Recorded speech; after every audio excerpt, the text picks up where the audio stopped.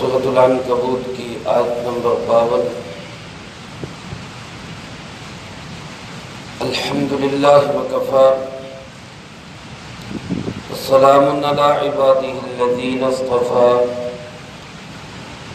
خصوصا علی سید الرسل وخاتم الانبیاء وعلی آلہ واصحابہ الاتقیاء۔ اما بعد فاعوذ باللہ من الشیطان الرجیم، بسم اللہ الرحمن الرحیم۔ قل کفی باللہ بینی وبینکم شہیدا یعلم ما فی السماوات والارض والذین آمنوا بالباطل وکفروا باللہ اولئک هم الخاسرون۔ وَيَسْتَعْجِلُونَكَ بِالْعَذَابِ وَلَوْلَا أَجَلٌ مُّسَمًّى لَّجَاءَهُمُ الْعَذَابُ وَلَيَأْتِيَنَّهُم بَغْتَةً وَهُمْ لَا يَشْعُرُونَ۔ يَسْتَعْجِلُونَكَ بِالْعَذَابِ وَإِنَّ جَهَنَّمَ لَمُحِيطَةٌ بِالْكَافِرِينَ۔ يوم يغشاهم العذاب من فوقهم ومن تحت أرجلهم ويقول ذوقوا ما كنتم تعملون۔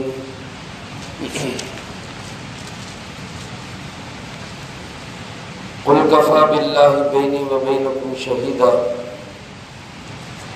اے پاک پیغمبر صلی اللہ علیہ وسلم، آپ فرما دیجئے اللہ ہی کافی ہے میرے اور تمہارے درمیان گواہی دینے کے لیے۔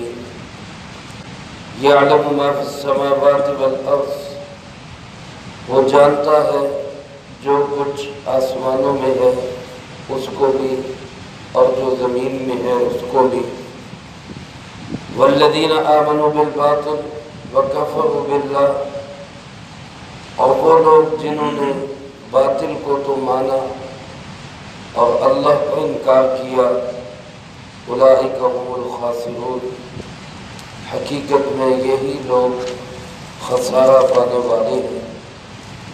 وَيَسْتَعْجِلُونَكَ بِالْعَذَابِ، اور یہ لوگ آپ سے جلدی طلب کرتے ہیں عذاب کو۔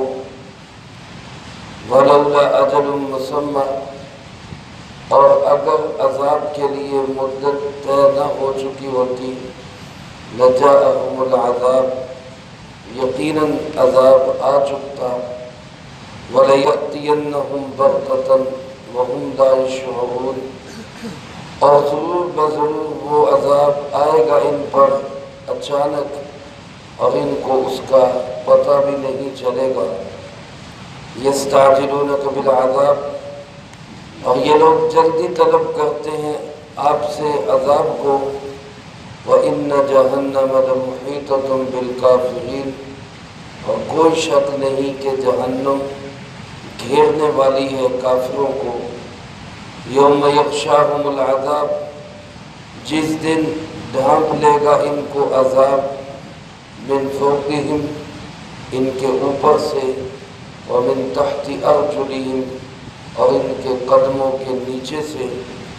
وَيَقُولُ، اور وہ کہے گا، ذُوقُوا مَا كُنتُمْ تَعْمَلُونَ، چکھو اس کا مزہ جو تم کرتے رہے ہو۔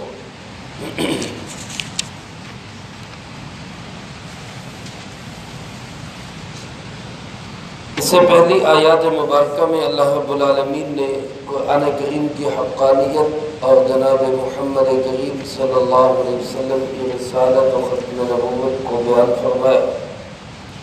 اس آیت مبارکہ میں بھی اسی مضمون کا تسلسل ہے۔ کبھی تو کافر آ کے یہ کہتے کہ جی نشانیاں کیوں نہیں اتاری جاتی، معجزات کیوں نہیں دیے جاتے، جو ہم مانگتے ہیں وہ کیوں نہیں اترتا۔ اس کا جواب اللہ رب العالمین نے گزشتہ درس میں جو آیات پڑھی گئی ان میں ارشاد فرما دیا۔ اور کبھی یہی کافر لوگ آگے کہتے ہیں کہ تمہاری نبوت کا گواہ کون ہے، کون گواہی دیتا ہے کہ تم اللہ کے نبی ہیں؟ حالانکہ یہ بھی ایک بےہودہ اعتراض تھا۔ شجر نے گواہی دی کہ جناب محمد کریم صلی اللہ علیہ وسلم اللہ کے رسول ہیں۔ حجر نے گواہی دی کہ آپ اللہ کے رسول ہیں۔ انسان نے، بندوں نے، صحیح ضمیر اور زندہ ضمیر رکھنے والوں نے گواہی دی کہ آپ اللہ کے رسول ہیں، اور اللہ پاک کی تمام مخلوقات وہ اس بات کی گواہ ہے کہ جناب محمد کریم صلی اللہ علیہ وسلم اللہ کے رسول اور آخری رسول ہے۔ لیکن اس کے باوجود ہٹ دھرمی، ضد، عناد، بغض، حسد، وہ یہاں تک کہتے جی کون گواہی دیتا ہے کہ آپ اللہ کے رسول ہیں؟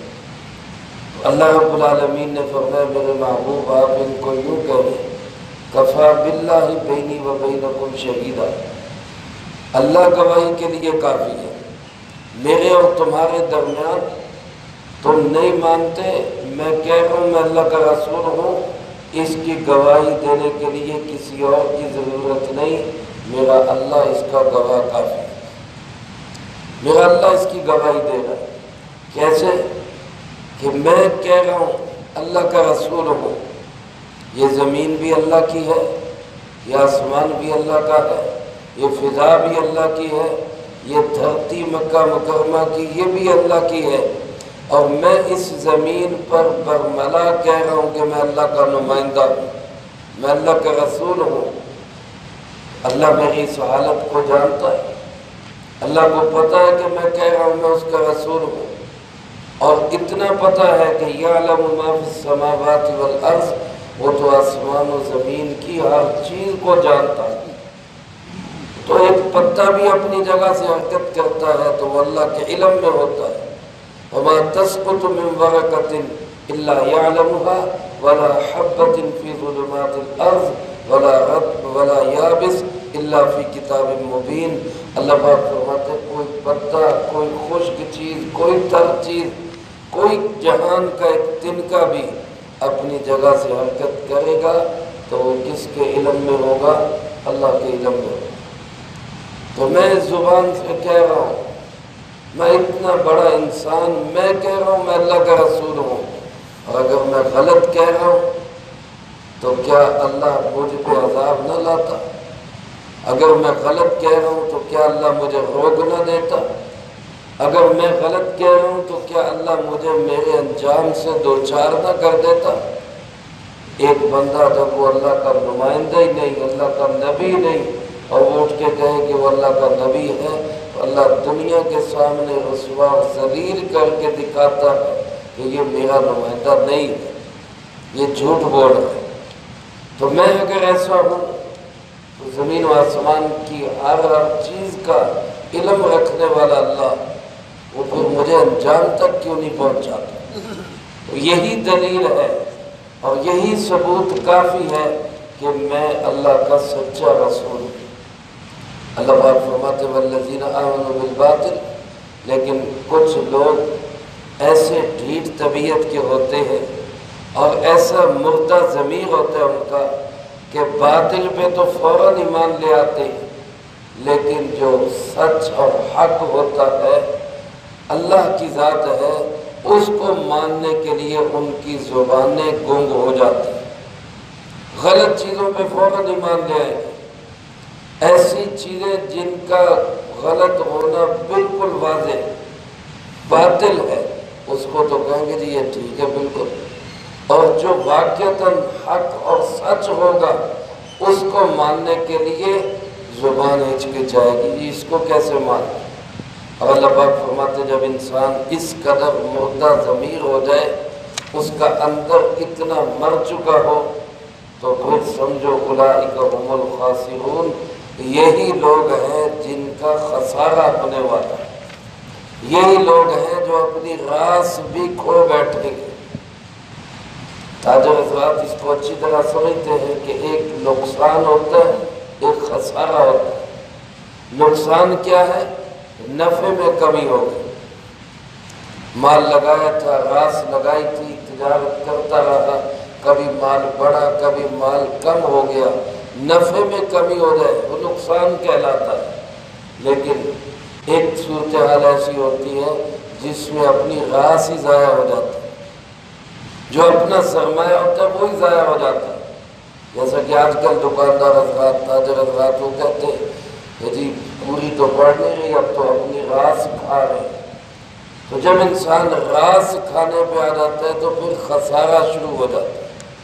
دنیا کے اندر انسان کی راس یہ ہے کہ اللہ نے اس کو زندگی دی ہے، یہ اللہ کی بہت بڑی نعمت ہے۔ سانس کی ڈوری چل رہی ہے، ایمان بھی لا سکتا ہے، توبہ بھی کر سکتا ہے، نیک اعمال بھی اختیار کر سکتا ہے، پچھلی زندگی کو چھوڑ بھی سکتا ہے، اللہ کے قریب بھی ہو سکتا ہے۔ لیکن جو ہی سانس بند ہوگی اور یہ آنکھیں بند ہو جائیں گی، پھر توبہ کا دروازہ بھی بند، ایمان کا دروازہ بھی بند۔ تو بہت بڑا خسارہ اس شخص کا ہوگا جس نے زندگی بھر باطل کو تو مانا لیکن حق کو ٹھکرا دیا۔ اللہ پاک فرماتے ہیں یہ لوگ ہیں جن کا خسارہ ہو گیا، زندگی ضائع ہو گئی۔ اور وہاں پہنچ کے جب آخرت کی آنکھیں کھلیں گی تو کہیں گے ربنا ابصرنا وسمعنا فرجعنا نعمل صالحا انا موقنون۔ اے اللہ ہم نے آنکھوں سے دیکھ لیا، اے اللہ ہم نے کانوں سے سن لیا، ہمیں یقین آ گیا، ایک موقع اور دے دے، فرجعنا نعمل صالحا، ایک موقع اور دے دے، ہم نیک اعمال کریں گے۔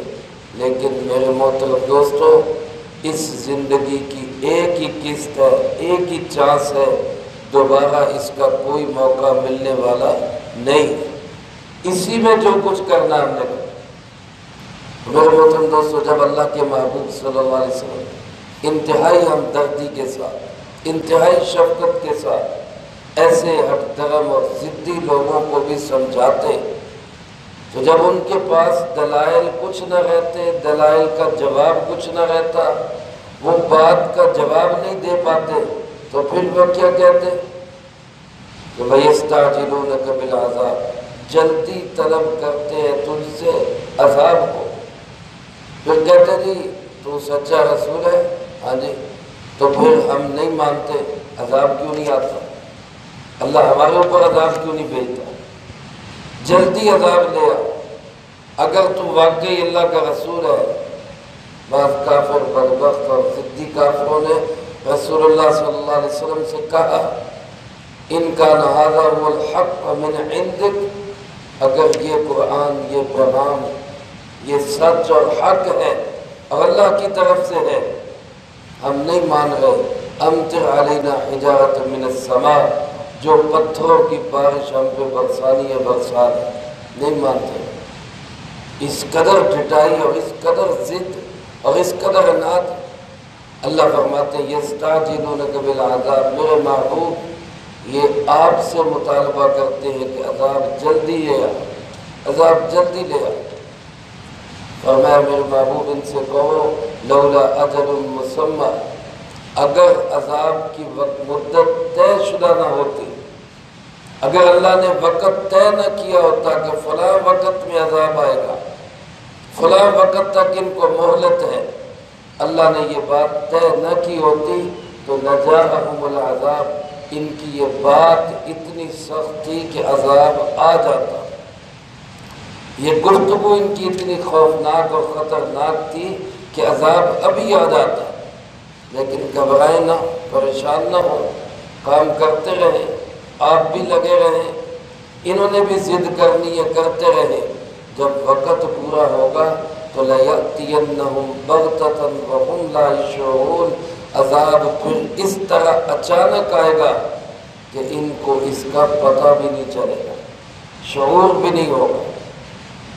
میرے محترم دوستو، جیسے ایک آدمی کی موت، ایک آدمی چلتے چلاتے مر جاتا ہے، پتہ بھی نہیں چلتا، لوگ کہتے نہیں یار ابھی تو مل کے گیا، ابھی کل کی تو بات ہے، اور اب جو موت کے سائے ہر وقت ہم پہ منڈلا رہے ہیں کورونا کی شکل میں، اب تو ہر بندہ ہی پریشان ہے، پتہ نہیں کب پھڑک گئے۔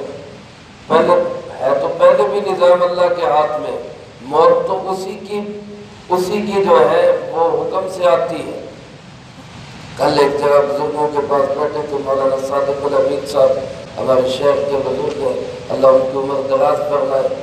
تو جملہ انہوں نے فرمایا کہ سیانے کہتے تھے موت بیماری سے نہیں آتی، موت باری سے آتی ہے۔ جب باری آنی ہے نا پھر کوئی بیماری شماری نہیں دیکھتی۔ موت بیماری سے نہیں آتی، موت باری سے آتی ہے۔ جب باری آ جائے گی، باری آ جائے گی، نمبر آ جائے گا، تو پھر میرے دوستوں اس طرح سبب بنے گا اور ایسے موت آئے گی کہ ہم لا شعور، شعور بھی نہیں ہوگا، پتہ بھی نہیں چلے گا۔ تو جیسے ایک آدمی کی موت ایسے آ سکتی ہے، اسی طرح ہزاروں لاکھوں انسانوں کی موت بھی ایسے ہی آ سکتی ہے کہ پتہ بھی نہ چلے۔ ساری دنیا کے انسانوں کو اگر اللہ پاک ایک لمحے میں ختم کرنا چاہے تو اللہ اس پہ بھی قادر ہے، کوئی اللہ کو روک نہیں سکتا۔ ہمیں یہ کیا لے کے بیٹھے ہیں، آدھے عذاب آدھے عذاب آدھے، عذاب کوئی کھیل تماشا ہے، عذاب کوئی کھلونا ہے؟ لیکن جب وقت پورا ہوگا عذاب ایسے آئے گا کہ ان کو پتہ بھی نہیں چلے گا۔ دنیا کے اندر کفار مکہ پہ عذاب کیسے آیا؟ اللہ نے بدر کے میدان میں لا کے کھڑا کر دیا، پتہ بھی نہیں چلا۔ حالات ایسے بن گئے کہ خود بدر کے میدان میں آ گئے، اور پھر وہاں لا کے اللہ نے وہ حشر کروایا 313 لوگوں سے کہ وہ آج تک تاریخ یاد رکھ رہی ہے کہ ان کے چھکے چھڑا کے رکھ دیے۔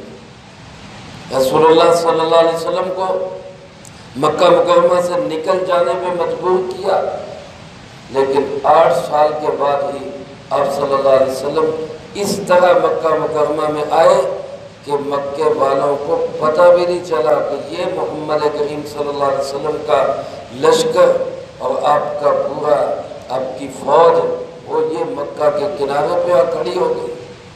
ان کو احساس بھی نہیں ہوا اس کا۔ رسول اللہ صلی اللہ علیہ وسلم نے اپنے پروگرام کو اس قدر خفیہ رکھا۔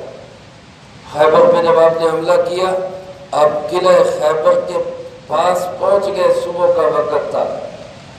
رسول اللہ صلی اللہ علیہ وسلم نے فرمایا انتظار کرو، اگر تو یہاں سے صبح عبادت کی آوازیں آئیں، اللہ کا نام لینے کی آوازیں آئیں، پھر تو یہ شاید بچ جائے، لیکن اگر صبح صبح ہی کاروبار اور کام کاج کی آوازیں آنے لگ گئی تو پھر یہ گئے۔ لیکن انہوں نے کوئی عبادت نہیں، کوئی اللہ کا نام نہیں۔ صبح اٹھے، کئیاں اٹھائیں، پھاوڑے اٹھائے اور بیلچے اٹھائے اور چلے کام پہ۔ قلعے کا دروازہ کھولا تو کھول کے کیا دیکھتے ہیں؟ سامنے محمد کریم صلی اللہ علیہ وسلم کا لشکر کھڑا، راتوں رات آ گیا۔ چنانچہ مفسرین کرام رحمہم اللہ لکھتے ہیں کہ اس امت کے نافرمانوں اور کافروں پر، ظالموں پر عذاب کا جو طریقہ ہے وہ جہاد ہے۔ مجاہدین اسلام جب جہاد کرتے ہیں تو کافروں پر عذاب کی چوٹ پڑتی ہے، اور وہ عذاب ایسے ہی آتا ہے کہ راتوں رات حملے ہوتے ہیں اور کافروں کی دھجیاں اڑا دی جاتی ہیں۔ اللہ پاک فرماتے ہیں ان پہ ایسے عذاب آئیں گے کہ ان کو اس کا پتہ بھی نہیں چلے گا۔ پھر فرمائے یستعجلونک بالعذاب، یہ لوگ کبھی کہتے ہیں عذاب جلدی لے آ، اس سے مراد آخرت کا عذاب ہے۔ آخرت کی جو تیاری ہے وہ جلدی کرا، آخرت کی پکڑ جلدی کرا۔ اگر تو واقعی اللہ کا نبی ہے تو اللہ میدان حشر کی باتیں کرتا ہے، قائم کر میدان حشر، پل صراط کی باتیں کرتا ہے، لا پل صراط، جنت و جہنم کی باتیں کرتا ہے، لا جہنم اور جنت کو۔ اللہ پاک فرماتے ہیں ان جہنم لمحیطۃ بالکافرین، گھبراؤ نہیں، جہنم تمہارا احاطہ کرنے والی ہے، جہنم تمہیں گھیرے میں لینے والی ہے، جہنم تمہیں اپنی گرفت میں لے کے رہے گی۔ اللہ ہم سب کی جہنم سے حفاظت فرمائے۔ اس کا راستہ ایک ہی ہے، اللہ کو مان لے، جناب محمد کریم صلی اللہ علیہ وسلم کو مان لے، اللہ کی مان لے، جناب محمد کریم صلی اللہ علیہ وسلم کی مان لے، اور کوئی راستہ نہیں ہے۔ سارے دروازے بند ہو گئے، اگر نہیں تو اللہ فرماتے یوم یغشاہم العذاب، پھر وہ وقت آنے والا ہے اوپر سے بھی عذاب ہوگا، پاؤں کے نیچے سے بھی عذاب ہوگا، دائیں سے بھی عذاب ہوگا، بائیں سے بھی عذاب ہوگا، چاروں طرف سے جہنم کے آگ کی عذاب نے اپنی گرفت میں لیا ہوگا۔ اور میرے دوستو آج ہم وہ حالات دیکھ رہے ہیں، اس کی ہلکی سی جھلک اللہ نے ہمیں دنیا میں دکھائی، ہم ہاتھ پاؤں مار رہے ہیں لیکن کوئی راستہ نہیں نظر آ رہا، پھنسے ہوئے، چاروں طرف سے پھنسے ہوئے، بے بس ہو چکے، عاجز ہو چکے۔ لیکن اس بے بسی اور عاجزی میں بھی راستہ کیا ہے؟ اللہ کی طرف رجوع کرنا، اللہ سے توبہ کرنا۔ یہ آئے ہوئے حالات کو درست کرنا کس کے ہاتھ میں ہے؟ اللہ کے ہاتھ میں۔ لیکن نہیں تو پھر صورتحال کیا ہوگی؟ عذاب ایسے آئے گا کہ پھر عذاب خود کہے گا ذوقوا ما کنتم تعملون، چکھو اب اس عمل کا مزہ جو تم کرتے رہے۔ بعض روایات میں آتا ہے کہ یہ جملہ اللہ پاک فرمائیں گے جہنمیوں کو، اہل جہنم جب جہنم میں ہوں گے اللہ کہیں گے لو سوال ان پتہ لگتا دنیا سے کہنے سے کی ہوئے گا، اب آیا مزہ، چکھو اب اس عذاب کو جس کا دنیا کے اندر تم انکار کیا کرتے، بدعملیوں کا مزہ اب چکھو تم۔ اور بعض فرماتے ہیں کہ خود عذاب کہے گا، جیسا کہ حدیث پاک میں آتا ہے جو شخص اپنے مال کی زکوٰۃ ادا نہیں کرتا تو یہی مال قیامت کے دن سانپ بن کر اس کے گلے کا طوط بنے گا اور پھر یہ اس کو ڈسے گا، اس کو کھائے گا، اور ساتھ ساتھ یہی سانپ کہے گا انا مالک انا کنزک، میں ہی تیرا مال ہوں، میں ہی تیرا خزانہ ہوں۔ یعنی وہ عذاب خود کہے گا کہ ہن لو سوات۔ تو ایسی صورتحال سے بچنے کا راستہ کیا ہے؟ کہ اللہ کے ساتھ تعلق جوڑے، جناب محمد کریم صلی اللہ علیہ وسلم کے ساتھ تعلق جوڑے۔ ابھی بھی بگڑا کچھ نہیں، جب تک سانس کی ڈوری چل رہی، توبہ کا دروازہ کھلا ہے، ایمان کا دروازہ کھلا ہے، اللہ کے سامنے جھک جائیں، عاجزی کر لیں، انکساری کر لیں، اپنی بے بسی کا اظہار کر دیں اور اللہ کی اطاعت و فرما برداری پہ آ جائیں۔ اللہ کی قسم حالات آج بھی اللہ کے ہاتھ میں، زمین آج بھی اسی کی ہے، آسمان آج بھی اسی کا ہے، غلے اناج سب آج بھی اسی کے ہیں، بیماریاں بھی اس کے ہاتھ میں ہیں، صحت و تندرستی بھی اس کے ہاتھ میں ہے۔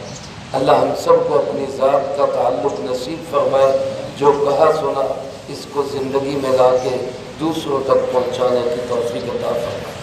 اللہم انت السلام و منک السلام، تبارک ربنا و تعالیت یا ذا الجلال والاکرام۔ اللہم اعنا علی ذکرک و شکرک و حسن عبادتک، اللہم احسن عاقبتنا فی الامور کلها واجرنا من خزي الدنیا وعذاب الآخرة۔